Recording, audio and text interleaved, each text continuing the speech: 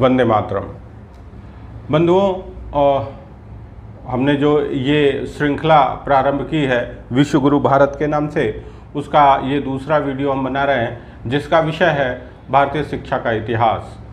और ये उस समय की बात है कि आज जो कथित रूप से ये कहा जाता है कि जो आधुनिक शिक्षा भारत में लाने का श्रेय जिनको दिया जाता रहा है, उनके पूर्वज जब भेड़ें चराया करते थे और वस्त्रों का भी ज्ञान नहीं था, हम उस समय से शुरू करते हैं। क्योंकि भारतीय शिक्षा पद्धति कब प्रारंभ हुई थी ये निश्चित रूप से बता पाना बड़ा ही मुश्किल है, परंतु जहाँ तक धर्मशास्त्रों और भिन्न स्रोतों से जो जानकारी है उसके आधार पर हम अपने सीमित जानकारी को आपके साथ साझा कर रहे हैं। तो भारतवर्ष की अगर बात करें तो यहाँ पे सदैव ही शिक्षा प्रणाली बड़ी मजबूत रही है, पहली चीज़। दूसरी चीज़ ये है कि जैसे आज केवल कहने के लिए शिक्षा वरीयता सूची में शीर्ष पे है, जबकि वास्तव में ये हमेशा से शीर्ष पे रही है, वास्तव में रही है। क्योंकि अभी अगर हम संस्कारों की बात करें तो जो 16 संस्कार वर्णित हैं उसमें शिक्षा के लिए विशेष स्थान रखा गया है। बिना उसके कुछ भी आगे जीवन में बढ़ नहीं सकता है। जो यज्ञोपवीत संस्कार था मूल रूप से वो विद्या का आरंभ माना जाता था। और कुछ मूर्खों की ये का कहना ये रहता है कि भारतवर्ष में शिक्षा सबके लिए सुलभ नहीं थी। ये बिल्कुल बेकार कोरी बकवास है। कुछ लोग कहते हैं महिलाओं को शिक्षा का अधिकार नहीं था तो इनको शिक्षा, सबको शिक्षा का समान रूप से अधिकार था। नहीं तो अपाला, घोषा, गार्गी, मैत्रेयी, आखिर ये लोग कौन थे? महर्षि वाल्मीकि जिन्होंने इतना बड़ा महाकाव्य लिखा जिसको सब लोग पढ़ के अपने आप को गौरवान्वित महसूस करते हैं कि हमारी परंपराएं थीं। आखिर अगर शिक्षा का अधिकार नहीं था तो क्या वो शिक्षित नहीं थे? तो कहने का तात्पर्य ये है कि ये केवल और केवल हमारी परंपरा को धूमिल करने के लिए ये प्रयास किए गए जिनका कोई आधार नहीं है। हम बात करें शिक्षा प्रणाली की तो जैसे जो हमारी गुरुकुल शिक्षा प्रणाली हुआ करती थी और यज्ञोपवीत के बाद बालक जो है वो गुरुकुल में जाया करते थे। गुरुकुल में जो उस समय विषय को कंठस्थ करा दिया जाता था, और इसका एक प्रमाण ये है कि ऋग्वेद का पहला और 10वां मंडल माना जाता है कि बाद में लिखा गया। और इसका कारण ये बताया जाता था कि जिसको कंठस्थ है वो विषय वो बाद में आया होगा, ऐसा माना जाता है। अगर हम बात करें किसी भी काल के, रामायण का काल ले लीजिए, महाभारत का काल ले लीजिए, तो उसमें शिक्षा जो राजकुमार थे वो पढ़ने जाया करते थे गुरुकुलों में, गुरु के साथ रहते थे और वहाँ ज्ञान अर्जन करते थे और हर प्रकार का ज्ञान उपलब्ध था। भारतवर्ष में 2 प्रकार की शिक्षा प्रणाली थी। एक को हम एसोटेरिक एजुकेशन सिस्टम बोलते हैं, दूसरे को हम एक्सोटेरिक एजुकेशन सिस्टम बोलते हैं। एसोटेरिक एजुकेशन सिस्टम का मतलब हुआ गूढ़ ज्ञान पद्धति। गूढ़ ज्ञान मतलब जो क्लिष्ट विषय थे जिसको हम टफ कहते हैं। जैसे आज अगर आईआईटी की प्रिपरेशन करनी हो तो हर कोई आईआईटी तो जाता नहीं है।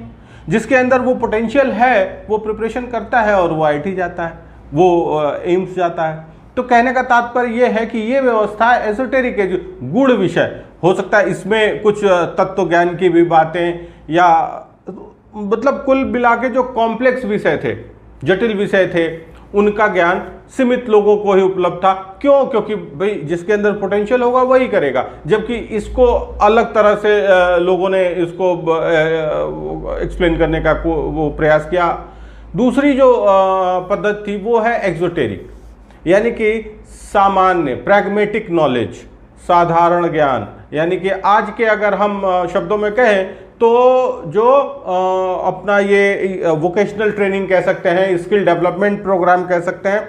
और एक घटना रामायण काल की ध्यान में आ रही है कि जब भगवान लक्ष्मण को शक्ति बाण लगा था तो हनुमान जी सुषेण वैद्य को लेने गए लंका और सुषेण वैद्य को घर सहित उठा के ले आए। जब वो ला रहे थे तो सुषेण वैद्य ने रास्ते में पूछा कि एक बात बताओ, इतनी बड़ी सेना लेके आ गए और एक वैद्य नहीं लाए? तो हनुमान जी हंसे, कहे कि देखो तुम्हें क्या लगता है कि हम तुम्हें इलाज करने के लिए ले जा रहे हैं? नहीं, जो वहां साधारण से साधारण वानर भी है वो तुमसे बड़ा ज्ञानी है, वो तुमसे ज़्यादा ये स्वास्थ्य के बारे में जानता है, औषधियों के बारे में जानता है। हम तुमको इसलिए लेके चल रहे हैं क्योंकि हम एक समाज को एक तरह से कह सकते हैं कि समाज के सामने एक उदाहरण प्रस्तुत करना चाह रहे हैं कि किसी भी परिस्थिति में जो वैद्य होता है, जो डॉक्टर होता है, वो किसी सेना का, किसी राजा का नहीं होता है, वो मरीज का होता है। अगर अस्वस्थ शरीर है तो वो एक वैद्य, एक डॉक्टर की जिम्मेदारी है। और बस हम यही उदाहरण प्रस्तुत करने के लिए तुम्हें लेके चल रहे हैं, नहीं तो ये तो भूल जाओ, वहां जो तुमको सबसे साधारण दिखेगा वो उसको भी तुमसे ज्यादा पता है। तो कहां से पता था? ये जो सामान्य ज्ञान, साधारण ज्ञान कहते थे, जो सबके लिए उपलब्ध था, वो यही था। सबको सारी शिक्षा दी जाती थी, भोजन बनाने से लेके तलवार चलाने तक, घुड़सवारी करने से लेके और लाठी चलाने तक। तो कहने का तात्पर्य यह है कि शिक्षा का इतिहास बहुत पुराना है भारतवर्ष में। अभी अगर हम हम आज मॉडर्न टाइम्स में जिस ज्ञान का उपयोग करते हैं, चाहे वो महर्षि कणाद के द्वारा दिए गए परमाणु और अणु का विषय हो, या हम ब्रह्मगुप्त से लेके नंबर्स जो हम यूज़ करते हैं, और ज़ीरो जो आर्यभट्ट ने दिया। देखिए, तर्क की अगर बात की जाए तो अगर ज़ीरो भारत में इन्वेंट हुआ, आर्यभट्ट ने किया, तो जाहिर सी बात है नंबर्स भी यही रहे होंगे। भाई जिसके पास 1 से लेके 9 तक नंबर्स थे, उसी को ज़ीरो की ज़रूरत होगी ना। भाई ये तो हम कह नहीं सकते कि भाई धनुष का आविष्कार ईरान में हुआ और वाण का आविष्कार ऑस्ट्रेलिया में हुआ, ये तो मुद्दापूर्ण है। भाई जहां 1 से लेकर 9 तक नंबर्स थे, उन्हीं को ज्यादा जरूरत थी भाई इसको आगे कैसे बढ़ाया जाए, तो ज़ीरो के साथ आगे बढ़ाया गया। तो कहने का तात्पर्य यह है कि भारतवर्ष में जो अपना ये एजुकेशन सिस्टम था, वो कोई बाहर से लाने वाला नहीं था, यहाँ का इंडिजिनस सिस्टम है। अभी अगर हम बात करें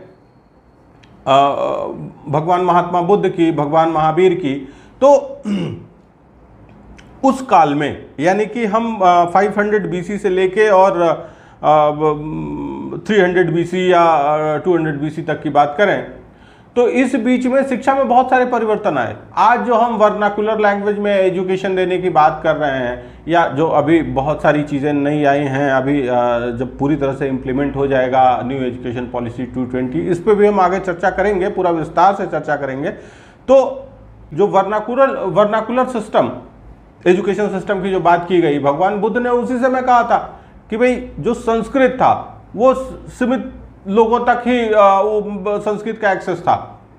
तो उन्होंने क्या कहा कि भाई सबसे ज़रूरी ये है कि कॉमनर्स तक ज्ञान पहुंचे, और इसके लिए उन्होंने अपनी भाषा पाली रखी। इसी तरह से भगवान महावीर ने प्राकृत रखी, क्योंकि वहाँ उस समय आम बोलचाल की भाषा पाली और प्राकृत हुआ करती थी। तो ज्ञान अधिक से अधिक लोगों तक पहुंचे, इसके लिए ज़रूरी था कि उनके भाषा में ही, उनके डायलेक्ट में ही ज्ञान पहुंचाया जाए। एक और अगर हम चंद्रगुप्त मौर्य के समय की बात करें, तो गुरुकुल पद्धति में एक विकार और आया। आज जो हम ट्यूशन क्लासेस और कोचिंग की बात करते हैं, इसकी शुरुआत उस समय हुई थी। और मूल रूप से एक जो उपाध्याय, ये एक व्यवस्था थी, आज जो उसको उपनाम के रूप में प्रयोग करते हैं, बेसिकली ये उपाध्याय एक व्यवस्था थी जो गुरुकुल व्यवस्था से हट के प्रारंभ हुई। गुरुकुल व्यवस्था में जो विद्यार्थी होते थे और जो शिक्षक होते थे, दोनों के भरण पोषण की जिम्मेदारी भिक्षाटन पे था। विद्यार्थी भिक्षाटन करके लाते थे, उसी से गुरु परिवार और उनका भोजन चलता था। लेकिन उसी समय उपाध्यायों का उदय हुआ, जिन्होंने शिक्षा धन के बदले देना प्रारंभ किया। और सही कहें तो ये जो कोचिंग व्यवस्था है, इसकी शुरुआत उस समय हुई थी। तो कहने का तात्पर्य यह है कि जब जिस समय एजुकेशन सिस्टम में इतना, या हमारा एजुकेशन सिस्टम डाइवर्सिफाई हो रहा था, जैसे हम बात करें वर्नाकुलर लैंग्वेज में एजुकेशन देने की बात हो, चाहे कोचिंग इंडस्ट्री की बात हो, अगर उस समय से हम तुलना करें बाकी और जो देश हैं या राष्ट्र हैं, तो हम क्या पाएंगे कि उसमें से बहुतों का तो अस्तित्व ही नहीं था, और जिनका अस्तित्व था भी वो भेड़ बकरियां चरा रहे थे, उससे ऊपर उनका वो कोई अस्तित्व नहीं था। अब धीरे धीरे अगर हम बात करें तो गुप्ता पीरियड में बहुत सारी चीज़ें हुई। वो एक तरह से कहा जाए तो भारतवर्ष के लिए एक वैभव काल था। चेर चोल पांडे, अगर हम नीचे दक्षिण भारत में बात करें तो उस समय उन्नत स्थिति में थे। शैलेंद्र, अंकोर वाट तक, कंबोडिया तक उनका प्रभाव था। धीरे धीरे अगर हम बात करें तो हर्षवर्धन के समय के आसपास तक ये चीज़ें पहुँचे। सातवाहन, राष्ट्रकूट, ये भिन्न भिन्न क्षेत्रों में हुआ करते थे, और उसके बाद आक्रांताओं का आना शुरू हो गया, जिनको केवल और केवल मार काट, उनका जो मोडस ऑपरेंडी था वो यही था, क्योंकि वो बेसिकली पूरी तरह से मनुष्य अभी हो नहीं पाए थे, वास्तविकता ये है।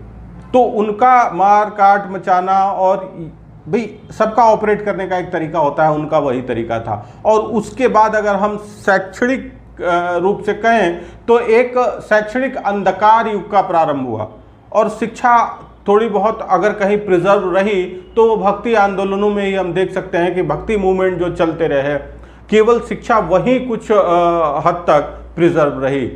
बाकी तो आक्रांताओं के आने के बाद से पूरे के पूरे 800 साल शिक्षा की न कोई बात हुई, काम होना तो दूर की बात है। इवन अगर हम सल्तनत काल की बात करें तो उस समय मेरा मानना है कि कोई तो शिक्षित था नहीं।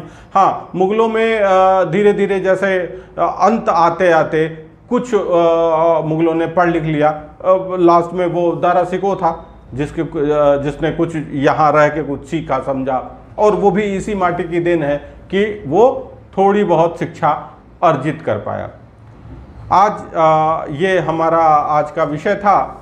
जैसा कि हमने कहा था कि विषय रखना हमारा काम है, मूल्यांकन आप स्वयं करें।